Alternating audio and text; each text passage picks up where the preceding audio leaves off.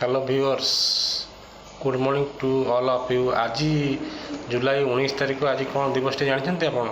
आज हूँ रसगोल्ला दिवस। माने यहाँ हूँ उत्कल संस्कृति सागर जड़ित रसगोल्ला दिवस। आप जानते जे प्रभु नीलाद्री विजय कर जितेबाला प्रभु जगन्नाथ माँ लक्ष्मी की छाड़ी 9 दिन यात्रा कर जो माँ लक्ष्मी रोष प्रकाश कर तेणु मानभंजन करने रसगोल्ला भोग कर रसगोल्ला भोग हुए रसगोल्ला को नहीं ठाकुर मानभंजन कर दियंती। तेणु यही दिन पालन करा तेणु यार गोटे उत्कल संस्कृति बड़ परंपरा रही आसी किंतु यहाँ 2015 मसीहा ठारू रसगोल्ला दिवस भाग पालन करा ये दिन बहुत महत्व अच्छे आज्ञा।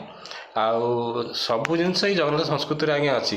तेणु आमर जो सनातन धर्म हिंदू धर्म सबुठ आज्ञा आम उपर सबुठ बढ़िया सब जिन ही अच्छी सारा तत्व आरंभ कर सब जिन रसगोल्ला दिवस पर आपण मानक हार्दिक शुभेच्छा।